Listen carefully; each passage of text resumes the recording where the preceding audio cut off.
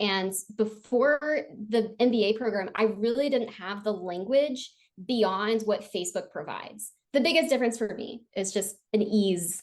I feel so empowered with the information and how deep the program goes into the fundamentals. Yeah, this is going to be a little more personal to me. I hope that's okay. Love it. But I mean, we can go there and the trade-offs of the time saved, right? I used to day trade Facebook foolishly, like many people.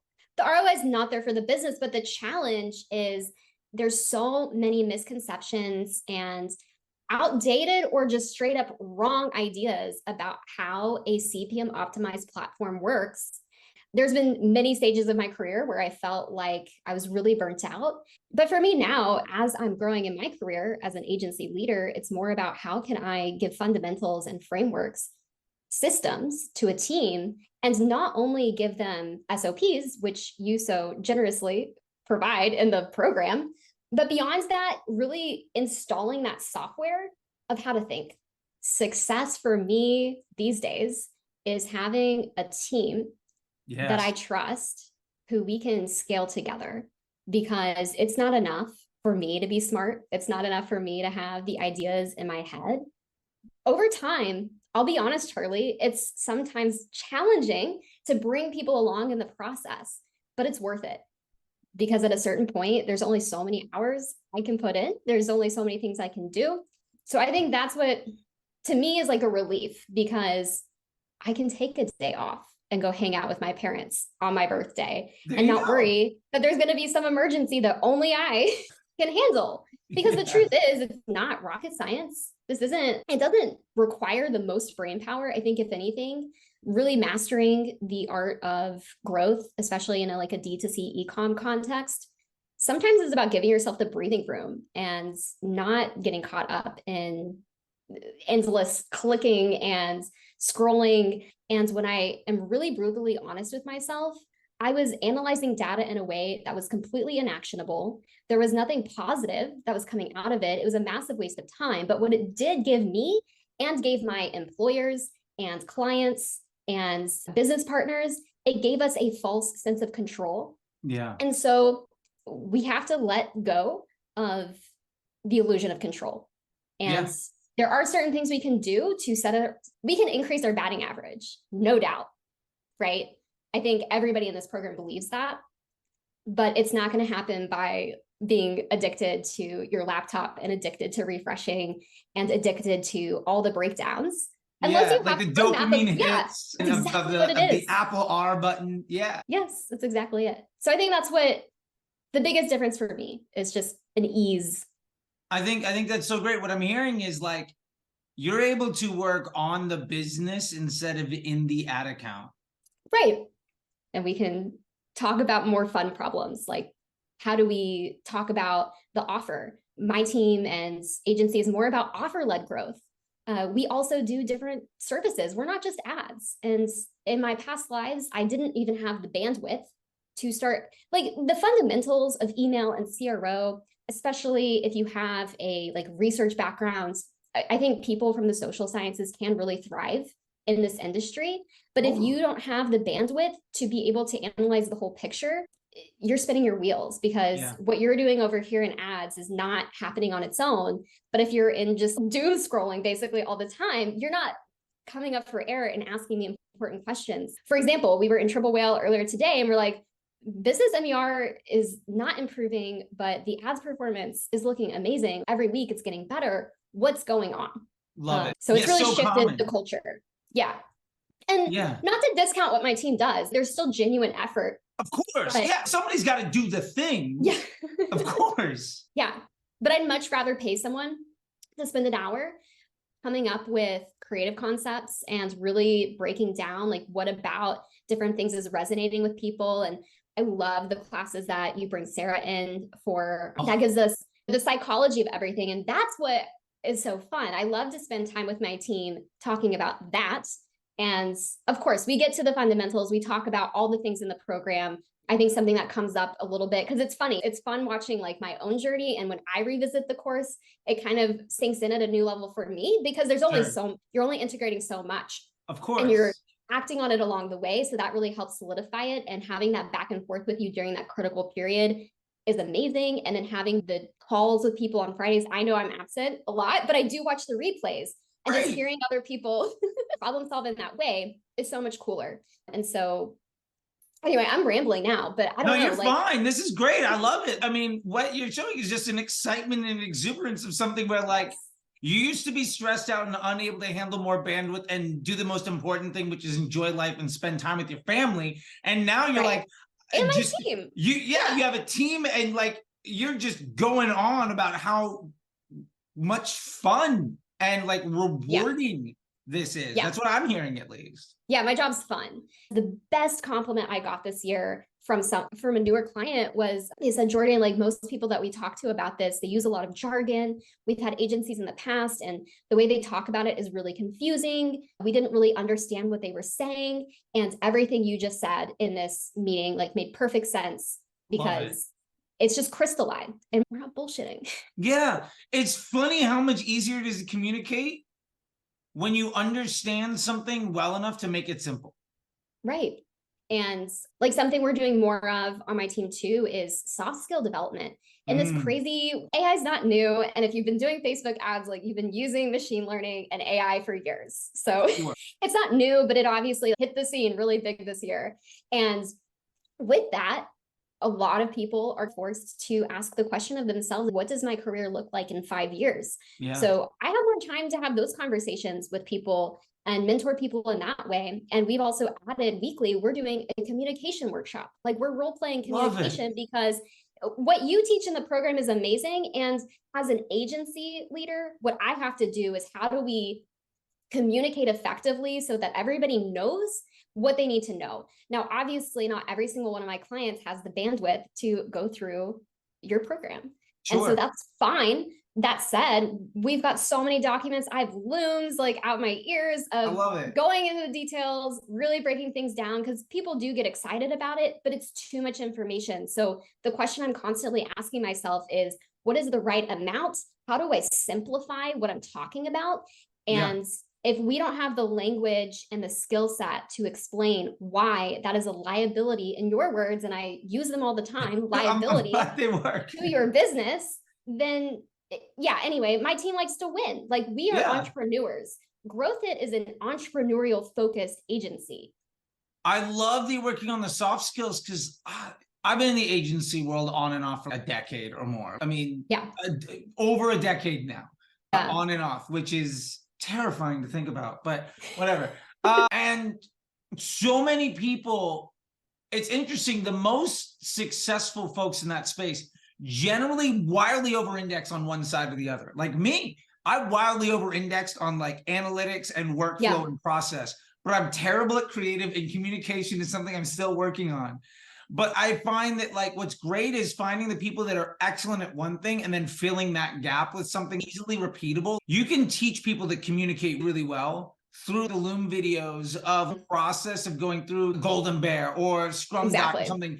And somebody that is not mathematically inclined is able to speak to a business owner about their finance department in a way that is at least kind and compassionate and understanding what everybody knows what everybody else is doing. And I think it's about simplifying. I think it goes back to exactly that, because when we use the Scrum documents, it's no mystery what's going on.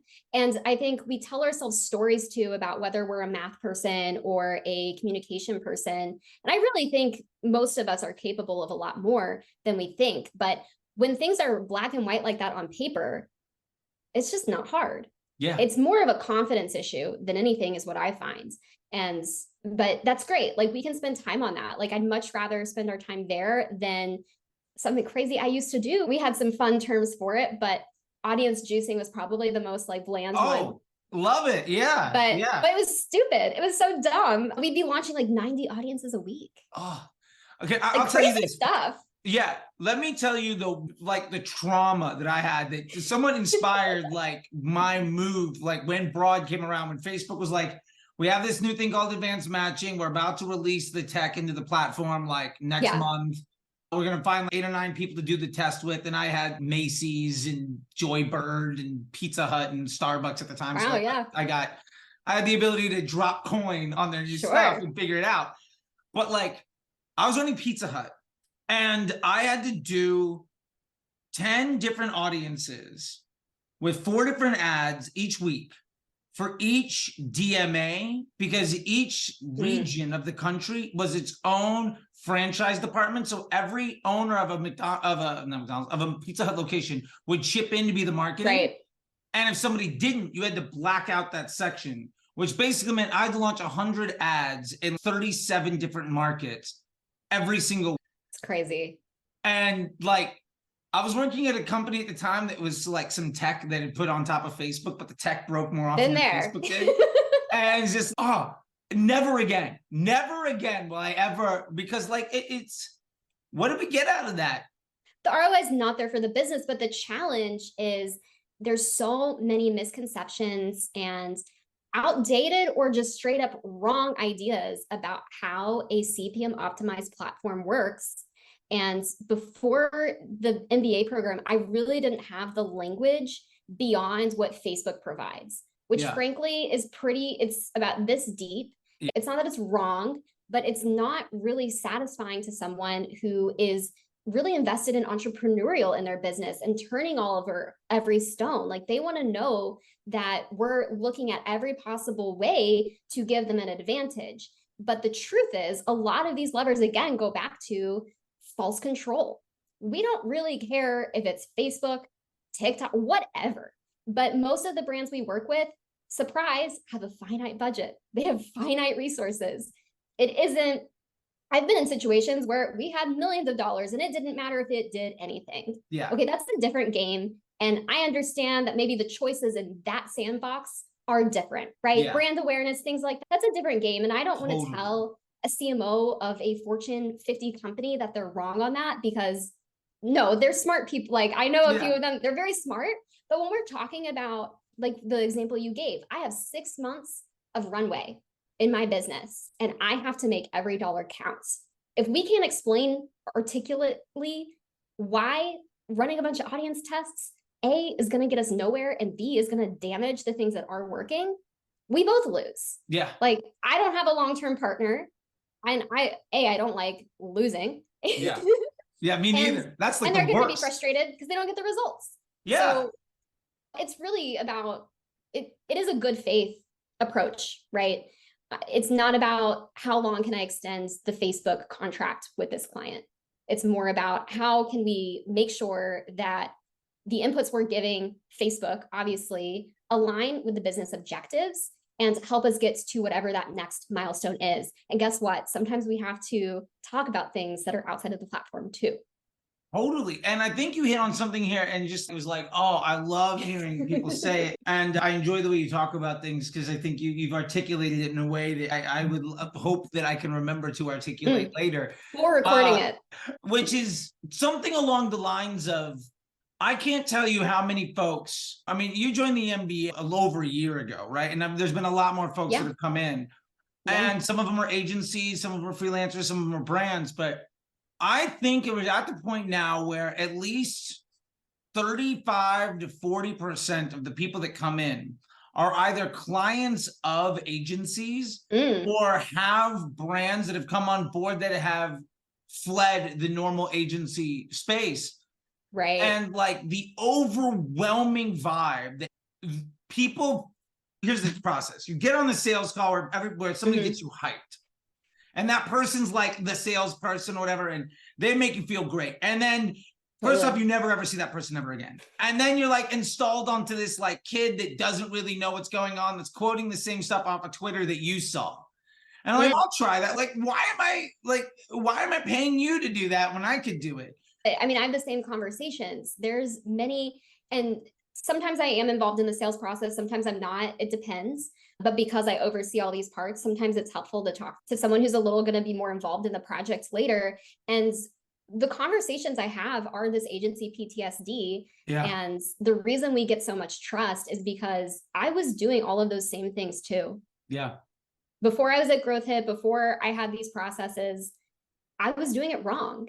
And it's very liberating to admit that and to be willing to step through that door and see what's on the other side of it.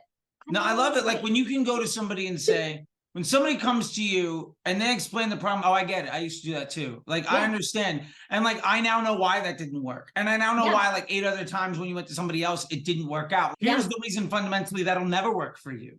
Yeah. And this is what I do to avoid some of that. Well, and let's have some compassion because I thought I was doing it correctly. Of course. Yeah, that's the biggest problem, I think, is so many people are poorly trained by folks that don't know what they're doing. And there's this like cycle of abuse of people who are underpaid, poorly trained, and overworked that eventually realize they're worth more than that. And then they start their own thing where they repeat the same bad training they had, but follow the same business model of abusing their client base and underpaying their work staff. And it's just, we're years into this cycle of people that ultimately learned before Facebook was an OCPM platform, back when it was basically Google Display. Too young for that, but yeah, I believe me, I remember. Like, I remember when there wasn't a pixel, like it had $1 million budget. Yeah, I've been around a bit. Marketing fundamentals aren't different either. Yeah, like even outside of the context of this, it's not like all of the CMOs in the industry were idiots before the Facebook pixel was invented. Yeah. And a lot of the practices we do now are still very consistent with that.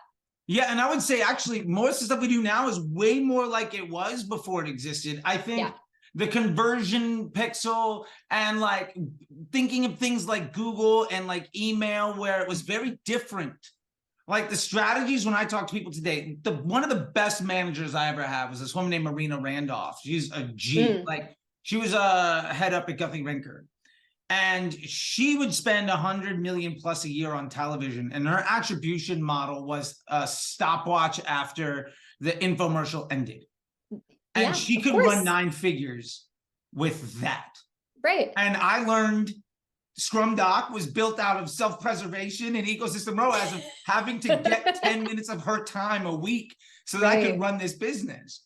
And like, I just think there's this, so many people have this traumatic experience because ultimately I think these agencies, the vast majority of ad agencies are built around the business model of, we're going to underpay and overwork enough employees to work on enough things. And yes, we're going to lose clients, but our sales team is better than that. So we're going to overcome attrition by growth. And as long as I have a bigger sales team than I do a staff that supplies the clients, I'm going to make more money. And what I love is like people like you in this space. We're not a Facebook ad agency that's going to try to make our report look good. We're entrepreneurs trying to grow your business. And it sounds like the people that you're bringing on board with your team are all of that mindset of like, today's budget's $1,000. Why isn't it $1,500? What can I fix in this business? How can we do more? And that's so essential to success. People have to have, you can't have somebody that looks at self-preservation and vanity as the person running your business. The person running your business should be running businesses as their business, if that makes sense. 100%. Caveat, we have a startup studio. Sure. And what's cool about that is we can do things that I would never pitch. Love it. Because it's not proven. Yeah. I'm not going to take somebody's hard-earned cash and test a new methodology on them. And I'm not really talking about I'm not throwing out the fundamentals of understanding how the machine learning works. Right. But for just like weird offer ideas or and we're really scrappy with that as well. We're investing the profits of our agency in some of these startup studio things. There's a few different selfish reasons for it. Like A, if one of them is a hit, amazing. Of course. B, it's great press and publicity. We can be completely transparent with that data.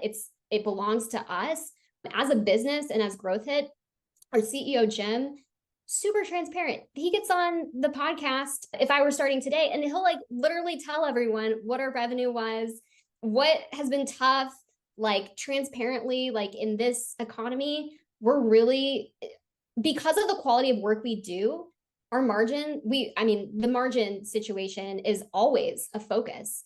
And being able to just be honest about that with people, I think is really important because it doesn't need to be a complete black box. I understand if other business owners want to be more private, Sure. But how freaking fun to be able to make bets in public and say, hey, like, we think this is going to work. Maybe it won't. If it doesn't, we all learn. Yeah. And our clients love that too, because they get to benefit from the mistakes and wins that happen in that sandbox. Exactly. And I think my favorite thing about that, and it's something that I just randomly installed in myself, like a week into the job, was just like, I'm going to do one thing different on every project.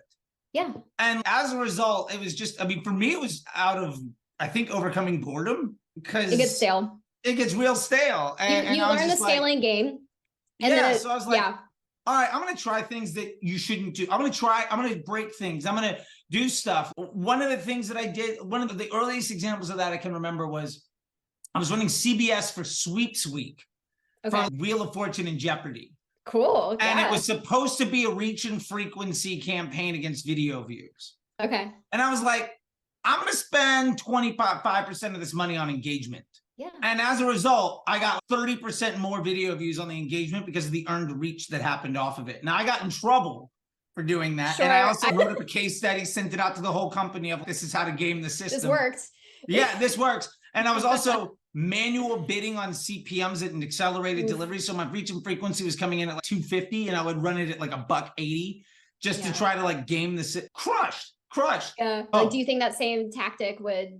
I think it would. I think it would if your business objective isn't financial with that investment. Yeah. And that is not the luxury I have with any client, which is why you got in trouble. But they were wrong. Yeah. I mean, at CBS, they're not selling anything, so it was okay. The problem was earlier. Yeah. That's a different game. It's a different game. Yeah. And I think what's really important as a founder, as a business owner, is to understand that when you're scrolling Twitter, when you're watching YouTube, you're getting a lot of advice that is shrunk down and broadcast as if it's a universal message. Yeah. And your business objectives, like you very carefully phrased what you said earlier, if the business objective is not financial. And some people may hear that and think, isn't it always financial? No. Like, and for the folks that want to know that, like, I had a job where I was paid $75,000 a year to spend $1 million a day, where revenue was not an objective. The objective was to spend $1 million a day because we had a 20% commission. So I'd make $1 million a month, $1 million a week in commissions for my boss. That was the job. That type of agency is a bank. I was an investment banker. And all we would do is basically say, this is the report, spike the CPM projections by 10%. And then just buy it on cheaper inventory and over deliver every time. Yeah. And it was like the easiest thing to do. And that's why I had to start criminal. Oh, no, it was. And I didn't last there. I got fired, more or less, almost got fired from that job. I told the story on this podcast, Oopsie, with Jess and Zoe. But I told the story about that, where I underdelivered by 200,000 for the launch of a couple shows.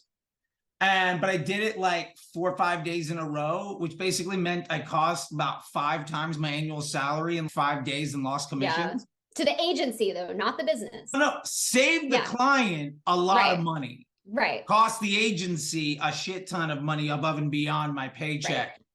So I was not fit for that environment. For me, silly things like respecting people's bank account and trying to run a decent business made me a liability in the mainstream agency world. So we've talked about a lot of stuff here. I'm curious, like, what was your experience in the MBA when you were doing it? Like, how did it feel for you? I think what it was like and not necessarily day in, day out, but like what the experience was, what the vibe was, what was most exciting for you. I'll back up a little bit because I'm just overexcited. But before I signed up, I watched like all of your stuff. Okay, great. And I had already tried to apply everything I could. I was applying. And a lot of it was more mindset about how the platform works. So you put so much great content out. I think if anyone's interested, go ham. It's low risk for you. Yeah, do all the free stuff. I'll be honest, there are some very specific details that are not out there. Some of your videos, Charley, the way that you talk about concepts, if I hadn't gone through the program, I might interpret a little bit differently. And I don't think that's a bad thing. It's just when you say I think recently I saw something on my feed where you said like some myths or things like that and downplaying the importance of how much quantity of creative you test.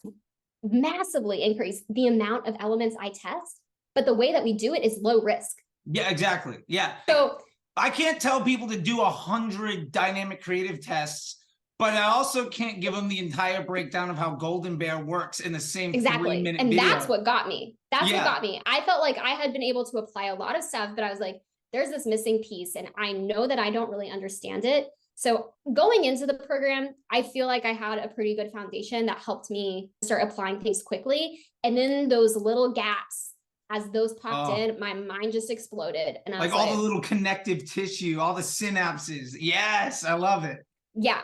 Yeah. I don't think this will bother you to say, but the process is work, but if your business sucks. That doesn't bother me to say at all. Yeah. The vibe of the program, I think for me, I really had to be prepared to go all in to get the most out of it. There's a lot of content and it's not something that you can really binge in a single week. It was so fun. It was so fun. I felt like I went through stuff pretty quickly, but the thing is, you need to be implementing along the way and exercising. And that's what I think differentiates your program from pretty much everything else out there is this intentionality around, can people really, to use maybe a slowly more popular word, embody the information? It's one thing to be like, check, check, check. Cool, I watched this training. I know a few things. But when you're really putting yourself in the Scrum documents, when you're really putting yourself in the ad account, when you're getting down to the details of, okay, so the Golden Bear process, my clients freaking love it. I love it. Good. It is so fun. We'll talk about it like March Madness, depending on the person. Like that, I'm really excited. Oh, I always lose every one of those bets. I do the same thing. I'm wrong 98% of the time, which I love because I know I'm not good at creative, and Golden Bear just reinforces how terrible my intuition is on that. Right. But it means I don't have to be good.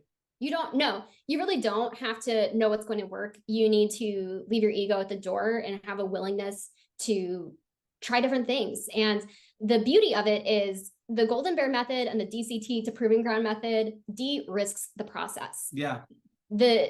It is really challenging to hear and see, because I get to see what other ad agencies do sometimes because we take over ad accounts or we're competing for them. And every time I see 5 campaigns, several ad sets each, and each of them one ad, and they have like a testing campaign and then like a business as usual campaign, it breaks my heart because the performance could be better, but it is challenging for people to let go again of that old system. But I feel so empowered with the information and how deep the program goes into the fundamentals. Like we're talking about the basics of statistical inference. And I have a lot of opinions about statistical inference and how it applies to how we interpret Facebook results.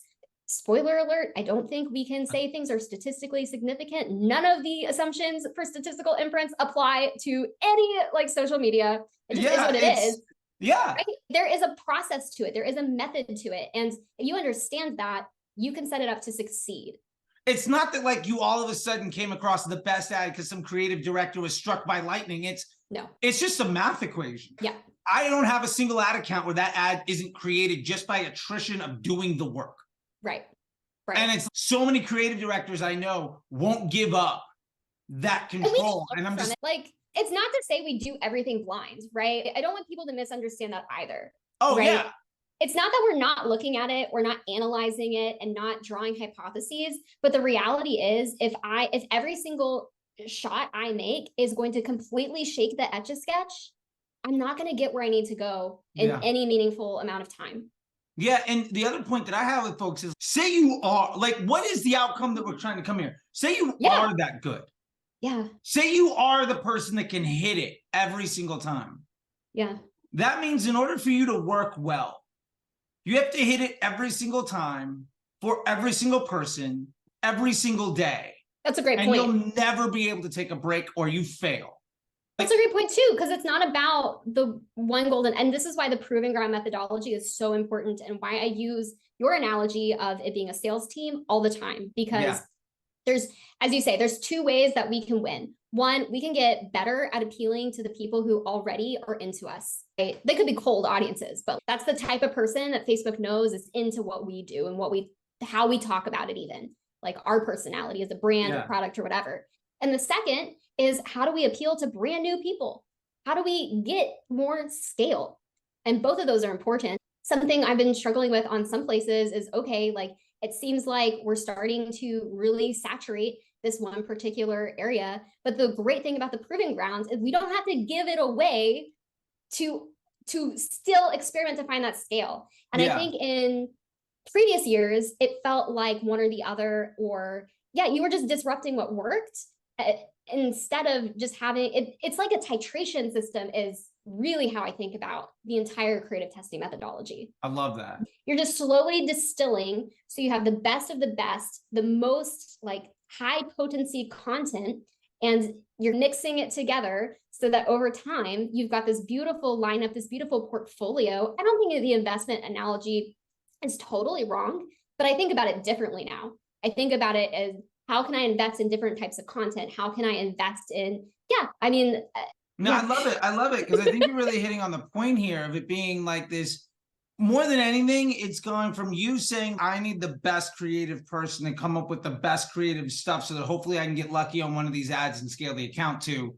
Right. I now have a process that means ultimately, I'm allowed to use data and let the machine tell me what works. And I can make informed decisions. Correct. I can make weighted bets. But ultimately, I don't have to sacrifice what works to make things new happen. And like, I just watched a video today where it's like you're doing Facebook ads completely wrong. And like I cite like so many people in it and it's doing well. What happens if I cite like 20 YouTubers in one video and like I tag them all? And we'll see how it goes. But like Dara Denny and Nick Terrio and some like really great people. And then I was about to say, we know you love Dara. Like it's no shade at these people at all. Absolutely. And it's a survey though. And so there's a line in there where I was watching like The Matrix or whatever, and there's this one spot. I don't know if you've seen The Matrix. Oh yeah, of course. Okay, so he's meeting the Oracle, and like she's, hey, look out, and he's and he turns around and knocks something over, and then she's, now it's gonna really bake your noodle. Is, would you have knocked it over if I hadn't told you? And really the analogy there is, you say you have to test new creatives because new ads do better. So more new ads means more better. So as long as you're testing more ads, you're gonna continue to grow. But what you're also noticing is, oh man, ads are dying faster and faster. I was on a conversation. Which is so wrong. I was on a conversation with I have so many counterexamples. Would your existing ads die if you didn't test so many new ones? And the answer to that is no. If you had a qualitative way of using machine learning and artificial intelligence and the scientific method in a way where you're able to take leveraged bets so that you don't have to sacrifice what works to create new growth, you can just build on top of it. Right. Then you wouldn't see nearly the amount of attrition. And what's more important about that is the people who would come to your store would look more similar. So all of your email flows and your search campaigns and your CRO and your upsells would all continue to improve instead of just chasing your tail around where, man, in the summer, things are struggling. And in Q4, things are great because that's what's happening that's just the price of $1. Sure. And has nothing to do with the work that you're doing. Yeah. I do just want to reiterate, though, it's not that, and especially in the stage of maturity of businesses that I mostly work with, most of them are like using their own ROI cash, investing back in the business to grow, which is a very specific game. And though I do work with some that are venture capital backed, that is a different mindset and a different mentality. When you're working with people who haven't made it yet to that, not even cult status, but just having an understanding of, okay, this is exactly who we're going for. We do see accelerated results when we increase the amount of things we test through Golden Bear. Yeah. But that's different than launching 100 ads in a campaign and shaking the Etch-a-Sketch every day. Yeah, no, I think that's absolutely, when you're increasing the amount of things that you're taking data from. Right. We're increasing we're increasing the number of bats. Yeah, exactly. Basically. So your batting average is going to go up because you're getting more reps off the field, to use that analogy. Right. But it doesn't mean you're up to bat more often. There's still the same amount of ads, more or less. Yeah, I guess you could say that, because I'm trying to use this batting average analogy you made earlier to kind of complete the circle. Because only so many DCTs and all of that. But something else that's been coming up lately is like people feeling, oh, should we be launching ads more often? But I think what is easy to forget is when we're using this Golden Bear DCT Proving Grounds, one campaign to rule them all methodology, it's testing every second of every day. There are permutations running, right? Always. Like we don't have to poke the bear or completely like change everything for the machine learning to keep doing that for us. Yeah. And so moving, and in the past, I used to launch like a new ad every week, basically was our cadence. In some cases, every day for like higher volume accounts.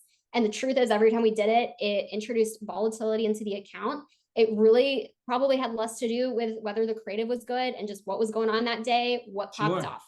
Yeah, and sometimes like the new ad does better for 3 days and then it drops off, and then you get on this cadence of Facebook ads only work for 5 days. Right. Well, let's talk about lookalike and interest audiences. That's the story there. 100%. But I do have to, I'll share very publicly. I was wrong about something recently. For the scale that we do, and I've admitted to my whole team has heard how wrong I am. So generally, we don't focus purely on story placements, because we find that the ROI for our budgets and our creative budgets are not there. Instead, we generally find that doing like a 4x5 video or a video that's going to be fine, cut off in different places, and running that through the Golden Bear DCT, whatever, it works best for us. So it's not to say like nothing is ever catering to the story, but we're not running like you're not forcing placements. We're not forcing it, and we're not using specific placements. But recently, because we're not doing all this crazy audience testing, because we're not doing a million things, we were pushed a little bit by a client who frankly just didn't like how it looked. They're like, and DPAs and the stories, oof. Yeah, it's like we could turn it off and you could make less money, or like that's always a fun conversation. Yeah. I mean, do you want to feel better with less money in the bank? Right. Because we can protect your ego. You'll just be, you won't have nearly as much money. Exactly. But we're in again, business. There's cases where, as you said, the financial is not the objective, right? Gucci does not care about their ROAS. I guarantee it. 100%. I mean, I haven't run their ads, so I don't know, but like I've run enough other brands Make it a wild guess. where they do not, it's all about the impression. It's all about the vibe. Apple cares what they look like. Starbucks, Progressive Insurance, Pizza Hut, Nike, they have millions of dollars to invest in it. And so it's not a big deal to them. Like they already are sitting on a cash reserve. Like it's a different stage of maturity. So it's different. But what I was wrong about is we launched this ad set, Charlie, and normally this wouldn't be my first thing to do, but we launched an ad set within this, treated it like a DCT, basically. We're like, okay, we're going to make a story DCT ad set. We're going to restrict the placement.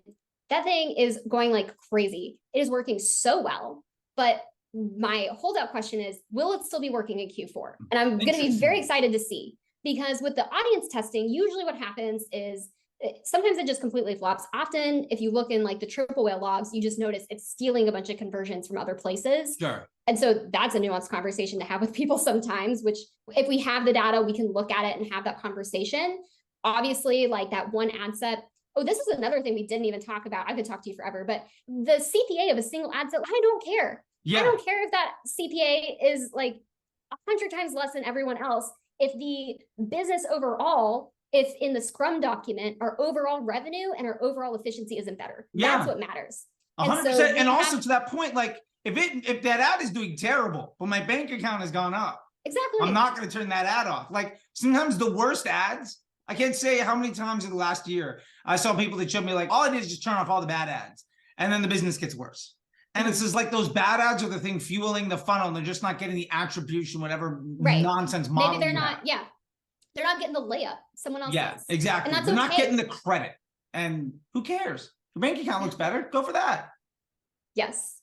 Yeah. But again, I don't want people to think it's not like we're not making data-backed decisions. Sure. It's not that we never pause anything, but there's discipline. And we didn't touch on this, but the point on really honing in on what your hero product is, what your hero offer is so important, because the clients that I've lost, it's usually because they're trying to do too many things. We have a new product launch every month.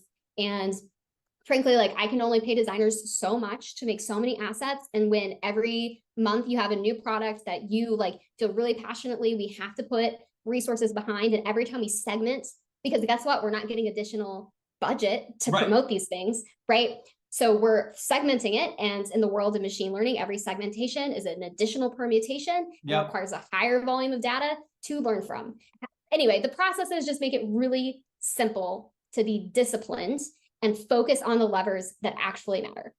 I love it. And that's probably how you could sum up everything. No, I love it. And like, I remember our conversations earlier on, and I remember us going through just the third time we chatted versus the first, just like how different the language was. And now hearing you do it, it's wow, I've had a lot of practice. This is great. I love it. Like, it's just, it's so rewarding for me because my days are now just filled with this kind of stuff, and it's great. Like, all the nonsense I had to go through is now providing for my family by helping other people create opportunity for others. And that is everything. Like, that's the best part of this industry. Like, I love our industry. I feel like, especially, it doesn't matter what age you are, but if you are looking for a pivot, there's so much information out there that is free. And I will caution, like, some of it's not good.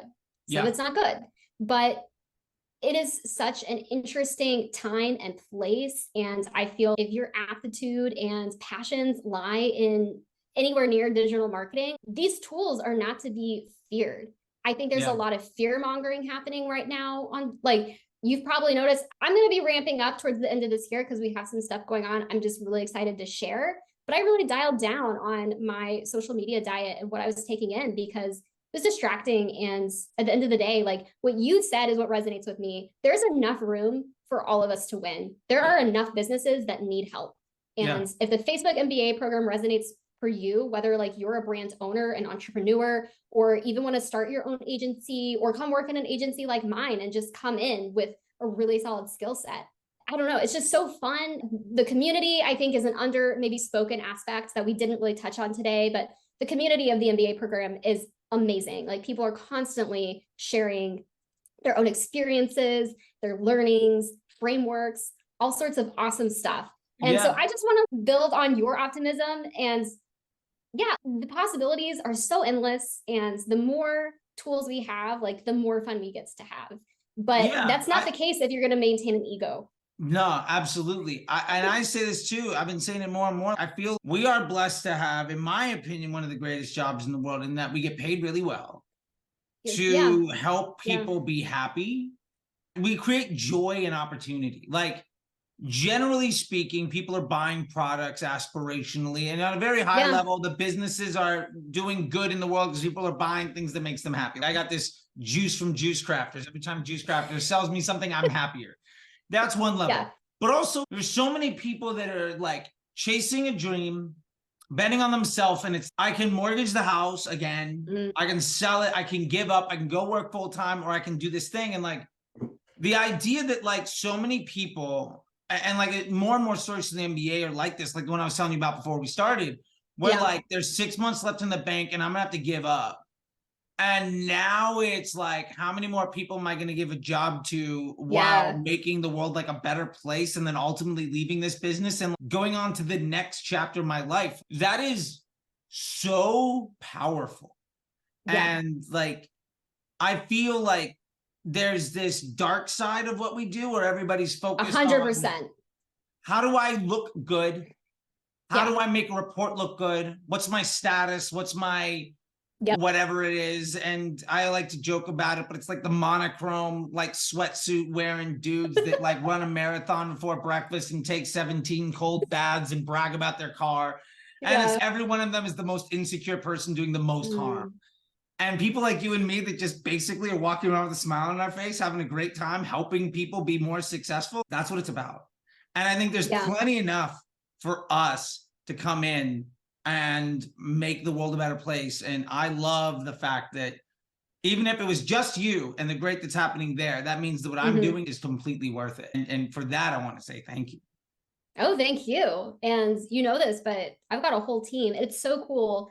We have people on our team from all around the world, but what's different than I think some agency models is they are empowered decision makers. Everyone in our motto is think like a founder. And that is for everyone. It's not just the person presenting on the call or the salesperson, right? Everybody is able to have access to a really deep and rigorous level of understanding about how these tools work. And the more that they ramp up, like the more excited I get. I think what I've seen where things go really wrong is, like you said, Charley, where people are really trying to defend their little turf. And It's not good for the clients. It's not good for business ROI. It's not good for culture and happiness. Yeah. So I don't know. We're taking this in a more emotional direction. Hey, that's fine. Hey, look, there are forces out there creating harm, and then there's people like you and me setting all that stuff right. And I like to say, I'll stand by that. I stand by that openly, in public, in rooms full of the people that are doing the harm. Yeah. Well, I'm not welcome in a lot of rooms, but that's fine. Yeah. That's changing too, which I like. That's true. That's true. It is. And I'm working really hard on it to be nicer. Nick Shackelford and Rabba have done a lot to help me in that. And so big shout out to them. Well, on that, Charley, you are not nearly as aggressive and abrasive. Anyway, I don't know. I think your stage presence is really beautiful and wonderful and a huge asset for you, because in this world, obviously, like, attention and eyeballs are hard to get. And so you've got to cut through the noise. But if anyone's trepidatious because they think Charley's going to yell at you on a call, like, that's just not true. I won't yell at you, I promise. Yeah, no, I mean, our calls feel like this conversation. Yeah, exactly. And the only difference is we're talking about numbers on a screen, playing the world's most fun video game. Yeah. And creating good in the world, instead of chatting about like how much fun we're having doing it, which is right. I think 95% of the one-on-ones that I've had more or less feel like this. Every now and again, it's okay. We got to roll up the sleeves. We got to dive into. Yeah, when business is not going well, like, it's time to be serious. But yeah. With that, I just want to say thanks, and I really appreciate your time. I like to say that, one, thank you for chatting with me, and I hope that there are women and men out there that can relate to like where you're at, and whether that means that they want to work with you or you've given them the insight and courage to maybe place a bet on themselves. Yeah. Like, I think that there's only good that can come of that. But what I would like to do to leave this is just give you the last word. If there's anything you want to say, anything that you didn't get a chance to talk about, any way that you want people to get in touch with you, whatever it is, let me leave you that last word. And before that, just again, thank you. I always enjoy chatting with you. Likewise. And it's, what can I say? Like, how am I supposed to be unhappy today? I just had this conversation, and I had one like this yesterday, and it's great. This is what it's like to be on this side of things. And everybody should come play on this side of the fence. It's a lot more fun. I think so. I didn't expect the conversation to go in this direction or be such a statement on the culture of marketing, but I think maybe it's under talked about. So thanks for bringing that up. Thank you for having me on. This has been so fun. It's such a delight to connect and get to chat. Definitely a highlight of my week. We've got a lot going on. I'm about to get a lot noisier. I've taken a bit of a sabbatical from Twitter and all the, but I am on Twitter. I think it's Jordan X Summers, if you want to follow me specifically. I'm gonna look for it right now, and I'll make sure that it's dropped in the description. Yeah, and then our website is growthhit.com, but you can find us on YouTube. We have a newer channel called Damn Good Marketing, which is super fun. So that's on Twitter, it's on YouTube, all the places. That's been a really cool project. That's been basically like our way of testing a distribution machine. And can we really build this muscle as a company and a team that we can take all the inputs, like videos like these, and, as you say, like, chop them up. But Damn Good Marketing is really more of a viral approach. If I was starting today, is honestly one of my favorite podcasts. Jim Huffman hosts it. He interviews different founders. It's really a focus on entrepreneurs and their life stories, and really honing in on just what about their businesses they wish maybe they knew at the beginning. But we also talk about transparently, like, every quarter updates about our company. So if you just want to know what's it like to have an agency, what do the numbers really look like, we're honest, and it is what it is. So you can go check it out. We've got ad templates. So we've broken down like different strategies that we consistently use. So we've got templates on our website, all sorts of stuff, tons of CRO resources, funnel teardowns. Love it. But anyway, giving it all away. I love it. Tons of free stuff. So if you go to growthhit.com and go to resources, that'll be the easiest way to find everything. There's a course, there's all sorts of stuff, some free, some paid. But I think now towards the end of the year, we're going to actually promote it, because we've been spending a lot of time and investing in all of this stuff. And we really haven't gotten out there nearly enough. And so that's kind of because we have these fundamentals across different things, across retention strategies and acquisition strategies, because we have methodologies and processes and teams who can really own those things. Really, I think we're entering a new phase where we're going to get to play a little bit more and have some fun, share all the cool stuff that we've been learning. But hit me up on Twitter. I dip in and out, but if you DM me, I'll eventually get back to you, I promise. And if you join the Facebook MBA program, I'll see you in the Facebook group. That's a really great community. And I'm going to give a shout out to Vinny, because Vinny is who got me here. Nice. So thank you, Vinny. Definitely really changed my career and day to day. So thank you. And thank you, Charley. Oh, thank you. It's such a delight. So fun to do this. Yeah. Thank you so much. I really appreciate it. I'll let you go. And I'll tell Vinny you said such nice things about him. I'll try to, weed through the cloud of all the nice things that people say about Vinny. He's immense, that fella.